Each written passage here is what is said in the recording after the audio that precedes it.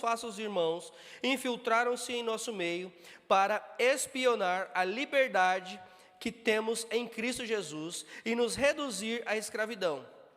Não nos submetemos a eles nem por um instante, para que a verdade do Evangelho permanecesse com vocês.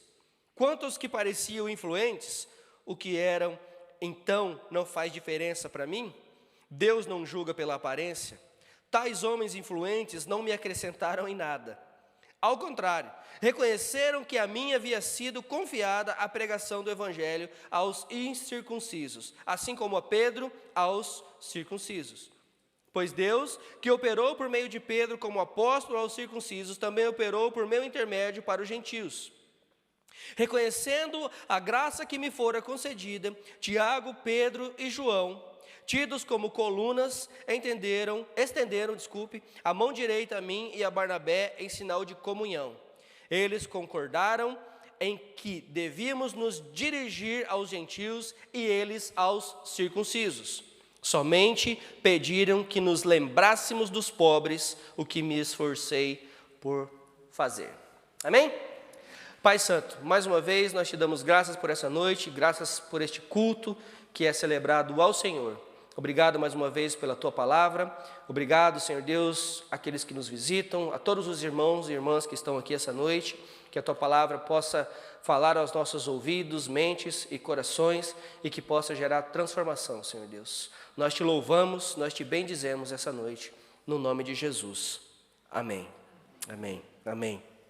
Irmãos, nós começamos então o estudo na carta aos Gálatas há 3 semanas atrás. Semana passada teve uma pausinha, porque nós fizemos o culto lá fora, mas nós já falamos que algumas coisas eu gostaria de trazer à memória o que nós já falamos. Primeiro, nós vimos sobre a necessidade que Paulo viu para escrever essa carta. Ele diz que não eram os inimigos de fora que era o problema da igreja. Na verdade, ele disse que os inimigos estavam dentro da igreja, pregando um evangelho que não era o evangelho que ele havia ensinado. Ou seja, ele diz que estava sendo pregado um outro evangelho. Ele diz no capítulo 1 que ainda que um anjo ou outra pessoa pregue um evangelho que não seja o evangelho de Jesus Cristo, que ele seja anátema, que ele seja amaldiçoado. Paulo é muito claro no que diz respeito a isso. Ele diz o seguinte: olha, essas pessoas não estão pregando o evangelho que eu ensinei, eles estão deturpando o evangelho da graça, dizendo que você precisa realizar boas obras para ser salvo. Não é isso que Paulo ensinou. E depois ainda, nós falamos que nós falamos que Paulo precisou enfatizar o seu chamado celestial ao apostolado. Ressalta ele que ele não foi chamado nem mesmo ensinado por homens, mas pelo próprio Jesus. Vejamos o verso 8 do capítulo 1, quando ele diz: ainda que nós, mais uma vez, olha, ainda que nós, ou mesmo um anjo vindo do céu, vos pregue outro evangelho, que além do que vos tenho pregado, seja anátema. Seja anátema. Como já disse antes, o pastor Kleber também enfatizou quando ele pregou a respeito disso, que ele pregou em Gálatas 6, né? Ele também anunciou isso, que a carta aos Gálatas é a carta da liberdade cristã, ok? É a carta da liberdade cristã. Assim como Paulo rebateu os falsos ensinamentos sobre essa liberdade, que hoje é tida como libertinagem, nós não podemos confundir essas duas coisas, ok? Nós precisamos hoje também combater isso. Em Atos, capítulo 13, dos versos 38 e 39, Atos 13, 38 e 39, Paulo está em Antioquia da Pisídia, uma cidade ali da região da Galácia, ok? E veja o que ele ensina. Portanto, meus irmãos, quero que saibam que mediante Jesus lhes é proclamado o perdão dos pecados. Por meio dele, todo aquele que crê é justificado de todas as coisas das quais não podiam ser justificadas pela lei de Moisés. Veja, já desde lá, desde o início, na plantação dessa igreja, ele já estava ensinando, não é a lei que salva, pelo contrário, a lei condena. Quem salva é o Senhor Jesus, por meio de sua graça. E você, entendendo isso, por meio da fé, pode ser justificado. Não existe necessidade de circuncisão, não existe necessidade de seguir os 600 e quanto? 613, nós falamos em sexta-feira, 613 mandamentos da lei mosaica para ser salvo. Não existe essa necessidade. Até porque ninguém consegue ser salvo se fosse para seguir esses 613 mandamentos. Ninguém conseguiria salvação. Não, seria impossível obter salvação se fosse pela lei. E Paulo está dizendo exatamente isso. Escrevendo aos Gálatas também, no capítulo 5, verso 15, Paulo também fala o seguinte: irmãos, vocês foram chamados para a liberdade, mas não usem a liberdade para dar ocasião à vontade da carne. Ao contrário, sirvam uns aos outros mediante o amor. Não dê lugar à carne. Vocês são livres, mas livres para não pecar. Vocês estão livres das amarras de Satanás, das amarras do pecado. Vocês são livres em Cristo Jesus para não pecar. Vocês não são livres, nós não somos livres para sair por aí pecando. Porque Paulo diz que onde abundou o pecado, superabundou a graça. Então, podemos fazer o que bem entendemos. Não, não é isso que Paulo diz. 1 Pedro 2, capítulo 2, versículo 16, 1 Pedro, capítulo 2, versículo 16, também diz o seguinte: vivam como pessoas livres, mas não usem a liberdade como desculpa para fazer o mal. Vivam como servos de Deus. Amém? Então vamos agora ao texto em questão, que nós lemos aqui, Gálatas 2, dos versos 1 a 10. Qual é o contexto dessa visita de Paulo a Jerusalém? Acerca da primeira visita, Paulo relata que viu apenas Pedro e Tiago, o irmão do Senhor Jesus, certo? Nós vimos isso no capítulo 1. Agora, 14 anos depois, diz Paulo, ele subiu novamente a Jerusalém com Barnabé e Tito. E havia se espalhado a falácia de que o evangelho pregado por Paulo aos gentios e o evangelho pregado por Pedro, Tiago e João aos judeus não estavam de acordo. Eram dois evangelhos. Ou seja, parecia que a liderança da igreja estava em conflito. Parecia que a liderança da igreja estava em conflito de acordo com o ensino. Paulo, então, para acabar de vez com essa conversa, de que estava pregando o evangelho diferente. Amor, você não pega água para mim, por favor? Estava pregando o evangelho diferente. Levou com ele Barnabé, um judeu convertido, e Tito, um gentil convertido, um grego.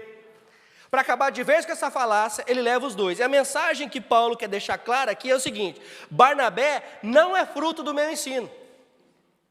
Ele está comigo, mas ele não é fruto do meu ensino. Mas ele é um judeu convertido. E Tito, que é fruto do meu ensino, salvo pela fé, não precisou ser circuncidado para ser agregado à igreja do Senhor. Então Paulo está falando aos judeus e aos gentios. Estão vendo aqui?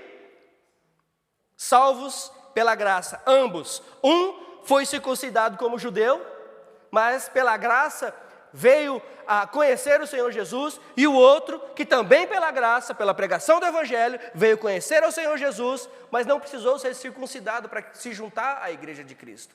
E Paulo leva esses dois com ele. John Stott escreveu que,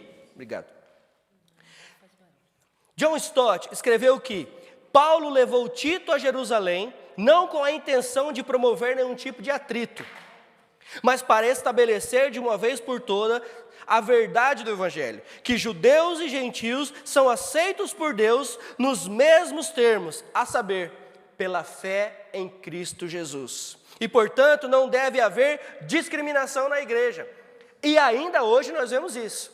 E nós talvez não vemos essa discriminação acerca de gentil ou judeu, mas nós vemos discriminação na igreja. Já ouviu falar que todo crente é um ex-alguma coisa?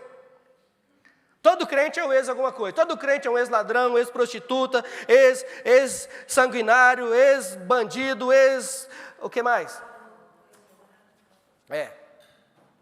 Todo crente é um ex-alguma coisa. Todos nós somos ex-alguma coisa. Amém?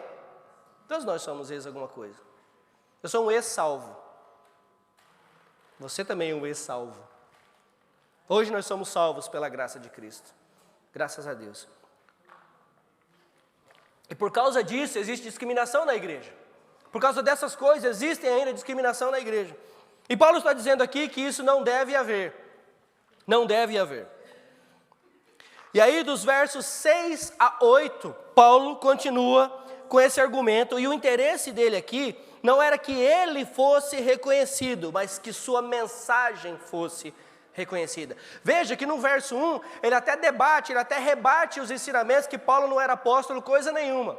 Mas na verdade, a intenção de Paulo é provar que ele sim foi chamado pelo Senhor Jesus para ser apóstolo, mas que o ensino que ele estava entregando à igreja era o ensino do Senhor Jesus acerca da vinda, da obra, da morte e ressurreição de Cristo, e que você só pode ser salvo por intermédio de Cristo, e que é pela graça, por meio da fé, e não há nenhuma outra maneira de ser salvo.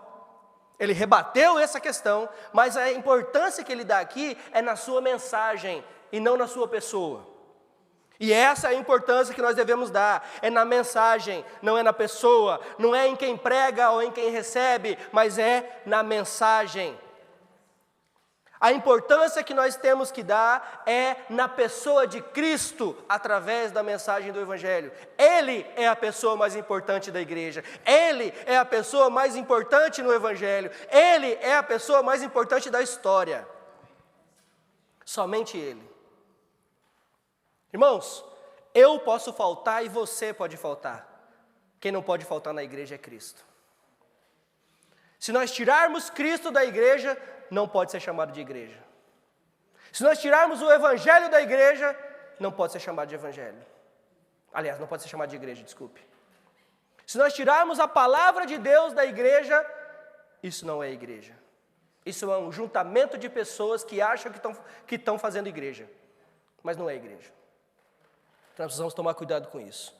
Os ministérios, vejamos aqui que os ministérios eram diferentes, mas a mensagem era a mesma. Os mensageiros eram diferentes, mas a mensagem era a mesma. O público era diferente, mas a mensagem era a mesma. Aprendemos aqui que existem lugares, pessoas, situações, mas o Evangelho não deve, não pode jamais ser alterado ao gosto do freguês. O mesmo evangelho pregado aos judeus é o evangelho pregado aos gentios. O mesmo evangelho pregado aos ingleses, aos africanos, aos portugueses, aos brasileiros, tem que ser o mesmo. Tem que ser o mesmo. Nós temos estilos diferentes, falamos diferente, viemos de lugares diferentes, mas a mensagem é a mesma. A mensagem é a mesma. Precisa ser a mesma.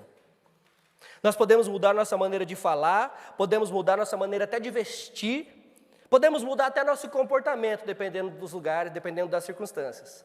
Mas nós não podemos mudar a mensagem do Evangelho.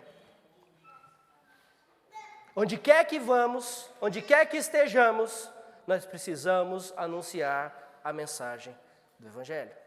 Não é só na igreja que nós anunciamos a imagem do Evangelho, a mensagem do Evangelho. Não é só na igreja que nós somos crentes, nós precisamos ser crentes fora daquelas portas também, em qualquer lugar que vamos. Né, Úrsula? Amém. A conversa comigo, gente. Paul Washer, em seu livro O Poder do Evangelho em sua mensagem, diz o seguinte: o Evangelho de Jesus Cristo é o maior tesouro já dado à igreja em geral e individualmente. Não é uma mensagem entre muitas, mas a mensagem acima de todas. É o poder de Deus para a salvação e a maior revelação da multiforme sabedoria de Deus aos homens. O Evangelho não é uma mensagem, o Evangelho é a mensagem. É como o Senhor Jesus não é um Salvador, Ele é o Salvador. Ele não é um filho, Ele é o Filho. Ele não é um Senhor, Ele é o Senhor. Irmãos, nós precisamos ter isso em mente e muito claro, porque parece que nós temos vários senhores, parece que nós temos vários salvadores por aí, vários mediadores. Não, o Evangelho é um só, assim como Deus é um só, como o Espírito é um só, como o batismo é um só, como Jesus é um só. Existe apenas um Evangelho. Nós precisamos lutar por ele. Nós podemos até ser flexíveis em muita coisa, mas não se trata de sermos flexíveis quando falamos da palavra de Deus. É o que a palavra de Deus diz e ponto final. Eu não posso ser flexível com a palavra de Deus. Eu não posso ser flexível com o pecado. Eu não posso ser flexível com o erro, quando esse erro, esse pecado, confronta a fé que eu digo que professo. Nós não podemos ser flexíveis. Não é a palavra de Deus que deve se amoldar aos ouvintes. São os ouvintes que devem se amoldar à palavra de Deus e ser transformados por ela. O evangelho que não produz confronto não é evangelho.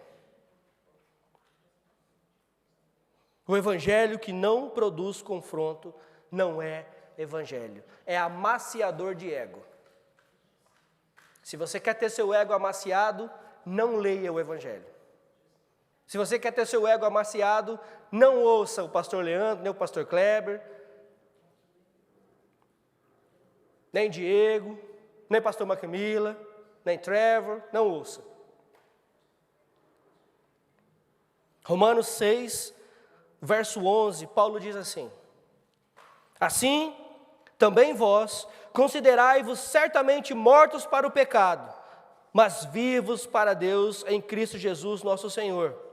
Não reine, portanto, o pecado em vosso corpo mortal, para que lhe obedecerdes em suas concupiscências. Nem tampouco apresenteis os vossos membros ao pecado por instrumentos de iniquidade, mas apresentai-vos a Deus como vivos dentre mortos, e os vossos membros a Deus como instrumentos de justiça. E o mesmo Paulo, escrevendo aos Gálatas, capítulo 5, verso 24, diz: e os que são de Cristo crucificaram a carne com suas paixões e concupiscências. Se vivemos em espírito, andemos também em espírito. Se isso não te confronta, eu não sei o que é confrontar. Se essas palavras não me confrontarem, eu não sei o que é confronto. Essas palavras precisam confrontar, precisam fazer morada nas nossas mentes e nos nossos corações, irmãos.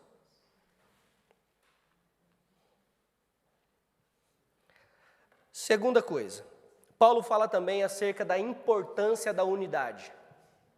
Verso 9. Verso 9 do capítulo 2. Reconhecendo a graça que me fora concedida, Tiago, Pedro e João, tidos como colunas, estenderam a mão direita a mim e a Barnabé, em sinal de comunhão. Eles concordaram em que devíamos nos dirigir aos gentios e eles aos incircuncisos. Olha isso. Veja, apesar da pluralidade de obreiros, devemos buscar unidade na igreja. Amém? E lembre-se de que eu disse, e repito, a palavra aqui não é uniformidade, mas unidade. Uniformidade é quando todo mundo pensa igual a todo mundo fala igual a todo mundo, isso é uniformidade. Unidade não é isso. Unidade é quando nós até discordamos, mas estamos unidos em Cristo por uma só causa. Unidade é quando nós até pensamos diferentes, mas estamos unidos em Cristo pela causa de Cristo. Isso é unidade na igreja.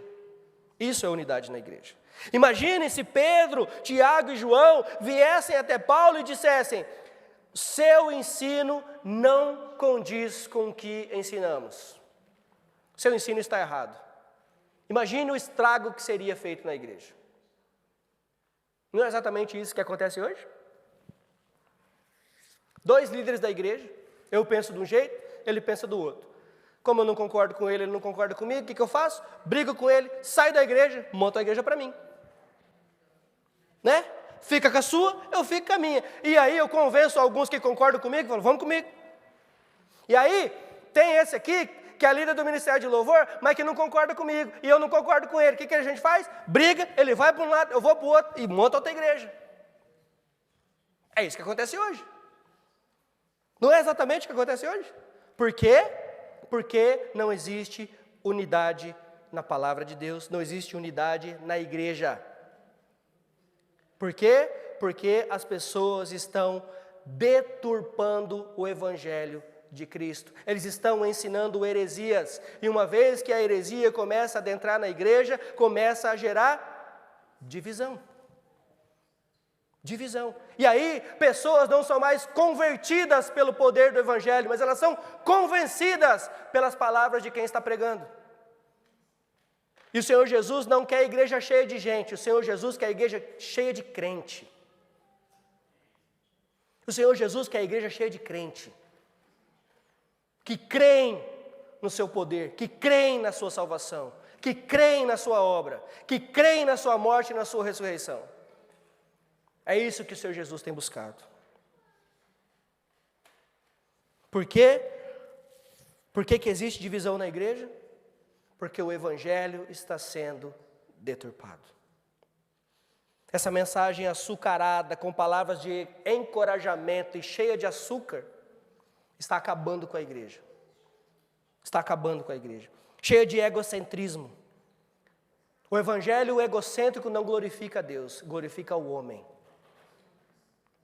Mensagens que te colocam para cima, mensagens que falam que você é bom, mensagens que falam que você merece tudo que Deus tem para te dar, é mensagem egocêntrica, não glorificam a Deus. Porque o Evangelho confronta. O Evangelho não é para passar suquinha no seu desejo, não, nem no meu. O Evangelho precisa confrontar. Se o Evangelho não confrontar o meu pecado, dizer que está tudo bem, eu continuar na vida de pecado que eu estou vivendo, não é Evangelho.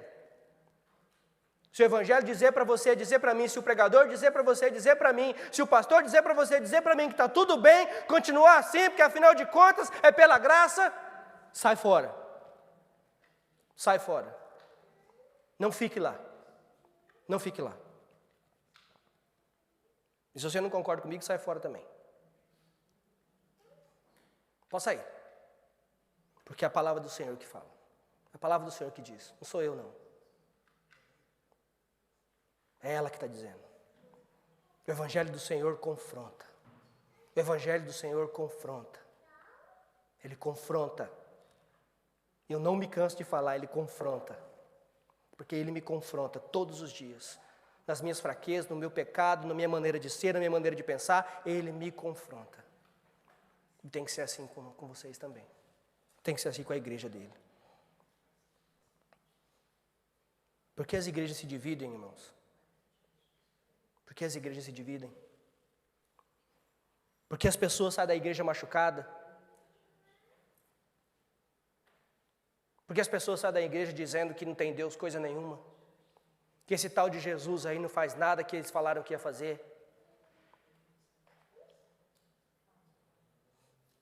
Porque as pessoas se dizem convertidas e não abandonam o pecado. Continuam vivendo uma vida de pecado. Dizendo que são crentes. Dizendo que são fiéis a Deus. Porque eu dizimo, porque eu vou para a igreja, porque eu canto, porque eu faço, porque eu toco. Mas não se arrepende. Isso divide a igreja. Porque o irmão que se arrepende, o irmão que não faz, o irmão que está vendo o que está acontecendo, sabe o que ele vai fazer? Vai querer sair. E a culpa sabe de quem que é? De quem é a culpa? É do pastor que é conivente. É da liderança que é conivente com o pecado. É por isso que as igrejas se dividem. Porque a verdade do Evangelho tem sido corrompida. Warren Wiersbe ainda escreveu acerca disso. A grande preocupação de Paulo era com a verdade do Evangelho. Olha isso, preste atenção nisso. A grande preocupação de Paulo era com a verdade do Evangelho, não com a paz da igreja. A sabedoria que Deus envia do alto é primeiramente pura, depois pacífica. A paz a qualquer custo não era a filosofia do ministério de Paulo e também não deve ser a nossa. Entendem? A paz a qualquer custo é hoje chamado de o politicamente correto. Não diga essas coisas, não fale essas coisas porque machuca, não diga essas coisas porque ofende, não diga essas coisas porque o povo vai embora. Que vá! Politicamente correto não pode e não deve ter lugar na igreja de Cristo. Não pode. Irmãos, é de suma importância que a liderança e que os membros da igreja estejam em unidade com relação às verdades do Evangelho. De novo, com relação às verdades do Evangelho. Eu não estou dizendo que temos que pensar igual, que temos que fazer igual, que temos que agir igual. Estamos dizendo que a mensagem não pode ser deturpada. Seja para criança, para jovem, para adulto, para homem, para mulher, para velho, para enfermo, para qualquer um. A mensagem é a mesma. Muda-se a estratégia, muda-se a linguagem talvez, mas a mensagem é a mesma. Arrependa-se. Arrependa-se e volte-se para Deus. E em terceiro e último lugar, Paulo fala de colocarmos a nossa fé em prática, através das obras. Ainda no verso 9, olha o que ele diz. Eles concordaram que devíamos nos dirigir aos gentios, parte B do verso 9, aos gentios e eles aos incircuncisos. Ok, vamos pregar. Somente, agora verso 10, somente pediram que nos lembrássemos dos pobres, o que me esforcei por fazer. Ainda no verso 9, Paulo relata a concordância entre ele e Barnabé, e Pedro, João e Tiago, correto? Resolvido o problema, não tem mais dilema aqui, estamos pregando a mesma mensagem, estamos pregando o mesmo evangelho, estamos servindo ao mesmo Cristo, estamos pregando e construindo a mesma igreja, amém? Amém. Então agora, vamos viver esse evangelho que nós estamos pregando. Vamos viver isso. Nós vamos pregar aos gentios, vocês aos judeus. Tudo certo? Tudo resolvido? Esclarecemos? Então agora chega de discussão que não leva a lugar nenhum e vamos pôr a mão na massa. É isso que Paulo está dizendo. Estão vendo aqui? Esclarecidos os enganos. Vamos agora ao que realmente importa. O que é que realmente importa? Trabalhar. Trabalhar para a expansão do evangelho. Vamos pregar, mas vamos também viver. Doutrina e prática precisam andar juntas. A vida cristã não dá para ser uma sem a outra. Nós temos que ter doutrina, nós temos que ser piedosos, mas nós temos que praticar essa doutrina, essa piedade que nós dizemos que temos. E não adianta só praticar, mas também não ter doutrina. Essas duas coisas andam juntos. A salvação é pela fé, mas a mesma fé produz obras. A mesma fé que salva produz obras. A fé é a causa, as obras são as consequências. Como sempre dizemos aqui, nós não somos salvos pelas obras, nós somos salvos pela fé para as boas obras. Amém? Precisamos entender isso. Ao estudar a história da igreja, irmãos, nós vamos notar a importância de homens e mulheres nesse sentido. Vocês sabiam que os primeiros hospitais, as primeiras escolas, as universidades foram criadas por crentes? Foram os crentes que criaram essas coisas. Eles que fundaram, eles que começaram. Por quê? Porque eles viram a necessidade de colocar a fé em prática. Eles viram a necessidade de ensinar, eles viram a necessidade de cuidar, eles viram a necessidade de pensar. Porque crente tem que pensar. Essa onda que diz que fala que crente é burro, já foi faz muito tempo. Pelo contrário, crente é gente inteligente, porque nós cremos num Deus que salva. Burro é quem não quer nele. Desculpe falar isso, mas é isso. O que nós estamos perdendo? O que nós estamos perdendo? Crer em Jesus? Crendo em Jesus? Absolutamente nada, pelo contrário, nós estamos ganhando. Nós ganhamos servindo ao Senhor. E veja, esses homens, essas mulheres, eles não negociaram a verdade, mas entenderam que a fé no Evangelho é acompanhada de boas obras. O que não se pode deixar acontecer é deixarmos que a ação social tome o lugar da evangelização. Amém? Nós não podemos deixar isso, porque prática sem doutrina é filantropia. E doutrina sem prática é legalismo. Prática sem doutrina é só filantropia. E doutrina sem prática é legalismo. Então, ou nós somos filantrópicos ou somos legalistas. Se nós pendermos para somente um dos lados. Legalismo, diz que tem que ser e não pratica nada. Filantropia, eu faço, mas não creio. Essas coisas não podem ser. Prática e doutrina andam juntas. A fé é a causa e as obras são consequência. Para terminar, João Calvino, ele argumentou sobre esse assunto, ok?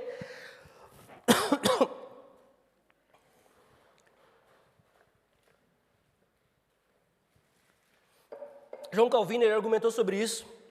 Por quê? Porque houveram alguns teólogos liberais, ainda hoje, que disseram que Tiago, no capítulo 2, verso 18 de sua carta, Tiago, esse mesmo Tiago que nós estamos falando aqui, que é o irmão do Senhor, ok? Que Tiago, na sua carta, no capítulo 2, verso 18, estava contradizendo Paulo com relação à fé, à salvação pela fé somente. Existia ali, parece que uma briga interna entre os líderes da igreja, entre Paulo e Tiago. Paulo diz que é pela graça, Tiago está falando que é pela obra, pelas obras. Na verdade, o que Tiago diz em sua carta é o seguinte. Deixa eu ver aqui.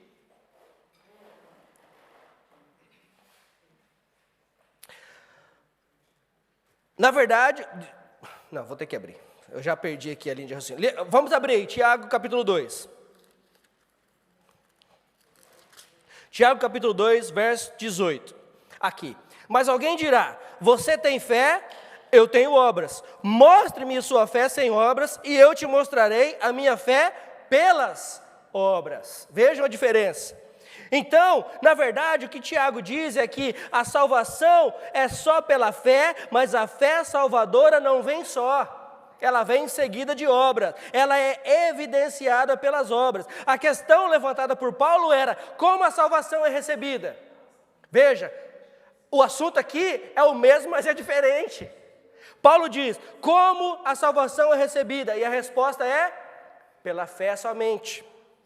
E a pergunta de Tiago era, como essa fé verdadeira é reconhecida? E a resposta é, pelas obras.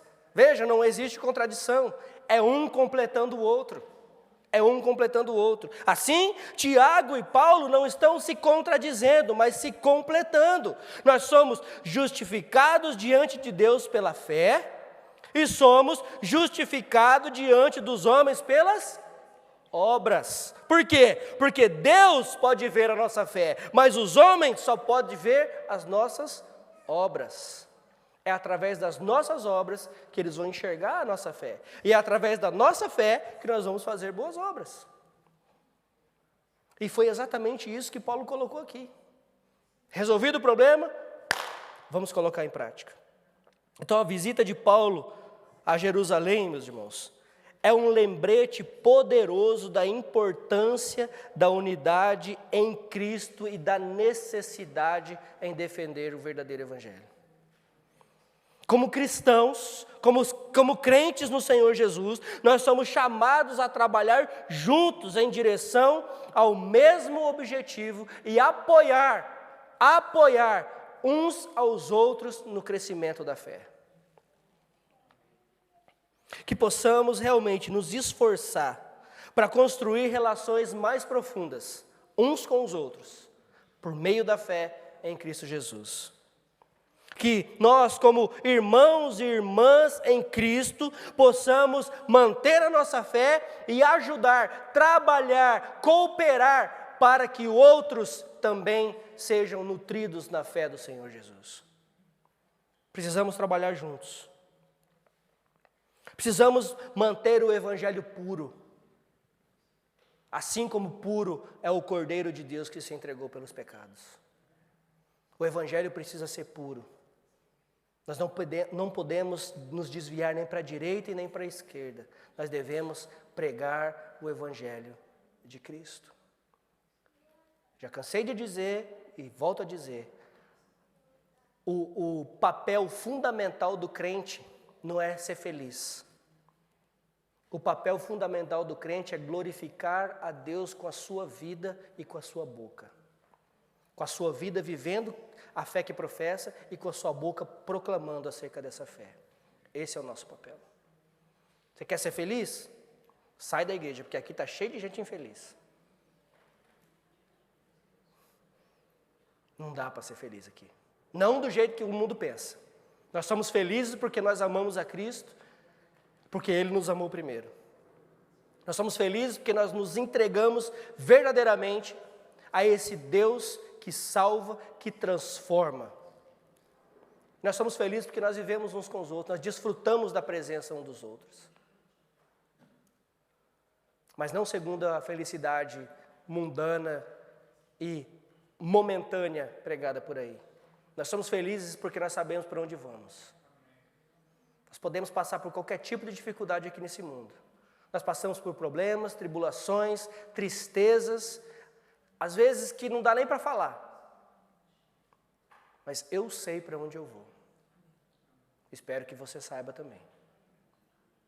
Nós precisamos saber para onde vamos. E que nós possamos continuar firmes. E que nada nos abale. Porque no Senhor, o nosso trabalho não é em vão. Paulo escrevendo aos Coríntios, 1 Coríntios 15, 58, um dos meus versos favoritos, desde quando eu cheguei nessa igreja. Mantenham-se firmes e que nada vos abale, porque vocês sabem que o trabalho no Senhor não é em vão. Que Deus nos abençoe. Amém? Amém. Vamos cantar uma última canção.